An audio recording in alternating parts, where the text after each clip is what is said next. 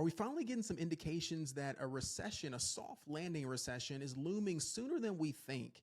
In this video, I want to go over some indications, all facts, and I want you to put your emotions to a side just for a second and look at the facts of how this potentially could come sooner than expected and maybe even last longer than we think. All right. So all these indications are just kind of leading up into potentially a mass event, right? A black swan event, or it may be delayed even further to allow this election to kind of get through and then allow companies to prepare as well. So everything is trying to keep this country and this economy intact, all right, and not put mass panic out there for everybody. Now, this R word, this recession word, has been looming forever, and you may be hearing, or like myself, questioning, okay, I keep hearing it, I hear it, great, but at the time of this, we're riding high, right? Bull market, keep buying the dip, pull back, calls, buying the dip, riding it higher. Yes, we get it. There's been a lot of money that's been made over the last 2.5 years for a lot of investors that bought the dip, not only in 2020, but bought it in 2022 and have been riding it really since 2020 and then even re-upped in 2022. So now it is that 4-year time span approaching an election with our economy kind of at a very teeter-totter point where a lot of things are just on edge. All right. So if you're here for that, amazing. I want to walk you through it. I want to make it expedited, but hopefully informative to you. My name is Dr. B. I'm a holistic life and business coach and strategist for entrepreneurs and thought leaders. I'm also an investor and an options trader. I've been doing it for the past 6 years. I've been an entrepreneur for the past 8, former pharmacist and undergrad in chemistry. You might ask, how in the world have you learned all this stuff? I've invested into mentors, my own knowledge, and have accumulated time and experience, not only in the markets, but also in business for myself. So if you value that, hopefully take this information for a grain of salt, see if it lines up with yours. Disclaimer, this is not financial advice for you to buy, make any decisions based on this information, only based on the facts, and you make your own decisions off of those if you agree. All right. So let's jump into today's information and jump into some historical context. All right. So we have the markets that plunged in October of 1987. And we had that decline after almost a 4-year run of a bull market. And here it is right here. The Dow Jones fell 508 points, roughly, a decline of 22.61%, ending a bull market that lasted since August of 82. All right. That record volume of shares traded hands 3 times the daily average. And in that point, there was the largest loss since the World War I in 1914. Now, we can correlate this to another event that happened in 1929, October 28th, which was considered the Black Thursday, where the Dow fell 12.8%. So you're talking about a double market crash. I'm just saying. All right. So let's start off there just with some historical context and take that with a grain of salt and see if it lines up with some factors and indications that are showing us right now. All right. So I want to go to this fear and greed index. Okay. Our fear and greed index shows us exactly the emotional state of how investors feel about the market right now. Now we can see that the market right now is showing us still in greed, all right? But we were formerly in extreme greed at 77 at the time of this recording about a week ago, okay? So we were at 77. There was a healthy pullback, right, down to 59. Now there's a little bit of looming uncertainty heading into not only the election, but at the time of this recording, we have major earnings that are reporting this week that is the inevitable, right? Because the earnings season has been pretty much keeping this market afloat and not tanking it to the floor. So that also could be something that is, if we have a slight miss on guidance from one of these major Magnificent 7 tech companies in some form or fashion, yes, we could get that healthy pullback that could create buying opportunities, or we just wait and let it fall and settle and see where we land. All right. So all that being said, let's look at that, okay? Now, when we get into extreme greed, that is a pullback, but when we get into extreme fear, that is typically where you want to consider some buying opportunities because the market is moving upwards at 70 to 80% of the time. So we want to buy the dip at any opportunistic time, but we want to be strategic about how far that dip can fall. All right. Normally, as we know, for some that don't, we typically have a bullish run following the election. And then as the new president settles into their position, then we can have whatever the market wants to give us at that point. Okay. So everything is aligning as we typically see, right? Bullish into the election. We're leading up into the week before the election. And now we are sitting a little bit in a neutral zone that could pull us back even more one final time, dip buying and then lead after into the election. And then again, as I said before, fall as we may. All right. So the big takeaway I want you to get from this particular video is the indication of the inverted yield curve, Now, I'm not going to go too deep into bond yields because I typically service on this channel. I like it to be very beginner friendly, intermediate friendly, because there's too much complexity out here with this stuff.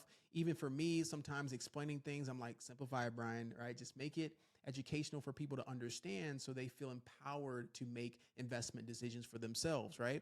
So bond yields, okay?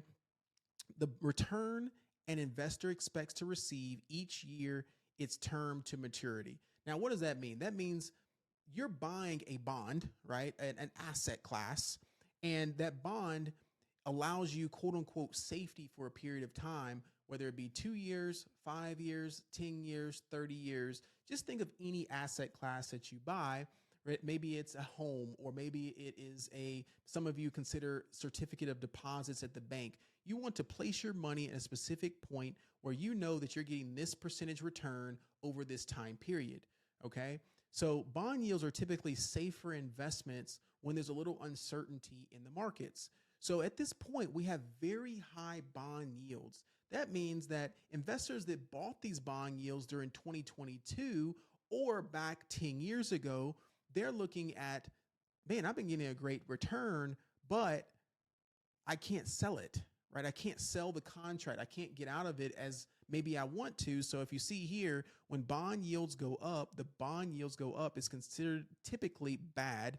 It means the price of the existing bonds go down, right? Which is good for people that want to buy into bonds, which can result in losses for investors who need to sell their bonds before maturity. So if I already owned one in the past, I'm looking to get out of it. But because I'm going to be selling it potentially at a lower value, then I'm like, man, this isn't good, right? But it creates a lot of opportunities, right? We want to buy low, sell high. That goes with any asset class, right? That is a typical investor's mindset, right? So a newer bond issued at higher yields becomes more attractive to buyers. Essentially, older bonds with lower fixed interest rates become less valuable in comparison to new ones with higher rates. All right. Now, we have this yield curve, and I'll show you a graphic for those that are more visual learners in just a second. The yield curve, also called the term structure of interest rates, shows the yield on bonds over different terms to maturity. The yield curve is often used as a shorthand expression for the yield curve for government bonds. Okay. Why is this yield curve important? It's because it allows the Federal Reserve to essentially make decisions, right, on rate cuts, how much to cut, things of that nature, right? A determinant of profitability of banks and how our financial institutions are doing, a source of information about investors' expectations for future interest rates, economic growth, and also inflation, how those data reports may be looking for the future based off of this curve, this yield, all right? Bonds, again, like I said before, are typically purchased as a safety asset, or investors can expect that yield to give them this return over a period of time, okay? So I don't want to go too more in depth on this. You can look it up for yourself. Maybe I'll post this down below, right? But I want to make it simple in this video here. How in the world do I determine that this bond yield, we're going into recession, Brian? Like, how in the world am I going to use this bond yield in simplistic terms to see when that quote unquote recession may come? So I want you to look back here. Let me shrink myself just a little bit. Okay. This is the 10-year treasury maturity bond minus the 2-year treasury. Okay. So essentially we want to look at this curve here, this black line in the middle. And we typically like to see a normal yield curve, which curves up, okay? Curves up like this, okay, above the black line. When we have a inverted yield curve, meaning it's coming below the line, when we see that inversion, that is typically a signal at some point that the bonds are starting to flip, right? Like I just said, right? The bonds are starting to flip. The buyers are looking for opportunistic ways of buying those low cost bonds to prepare for a quote unquote recession, right? And I put quotes because I'm not trying to put a timeline on this recession. It's this thing inevitable about not when, but if, okay? Or vice versa, right? If, then when, right? So here we go. 1982, okay? We had this 80s period where we had this inversion here leading up into 1980. This gray line here indicates the recession period, okay? Here's this 82, right, where we had that slight normalcy, right, after the recession, right, got back up above the black line. Then we had an inversion again, right, instability in the markets. And then we went into a deeper recession right there, right, which was, it was just showing you that 87 flash crash, that pullback that led into a recession. Here we go again, leading into the early 90s. Slight inversion there that led into a small recession, right, in the early 90s. And then we had this 2001 to 2003 period, the dot-com bubble, where we had the inversion into a recession. Here's the inversion, again, that 2008 period, right, into a recession. Here is our 2020 period. It wasn't much of an inversion, so we had a quick flash crash, and then we had that extreme bullish run where we had this normalcy. Now I want you to look into present day. Look at the amount of inversion that correlates really with 1980. Do you see that now? So these two quote unquote short recessions or just drastic, massive crashes that came out of quote unquote nowhere, all right, there's this inversion.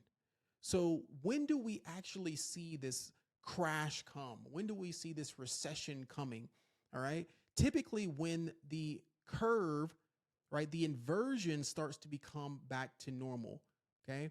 Now let me show you here on a simpler graph right here. Okay. So this is what we're seeing right now. We're seeing an inversion, right, where the bond yield, right, is not giving as much yield as it needs to, right? So the normal period, we have yields going up over the period of time like it should, the safety mechanism. So we have this inversion that's happening. Once you look back again, there's the inversion and it's starting to break back above that black line, that 0%, okay? All right, let's go to some unemployment data, okay? This shows the full-time employment data, and I want to shrink it till now. Do you see how the employed, usually working full-time, is going down since June?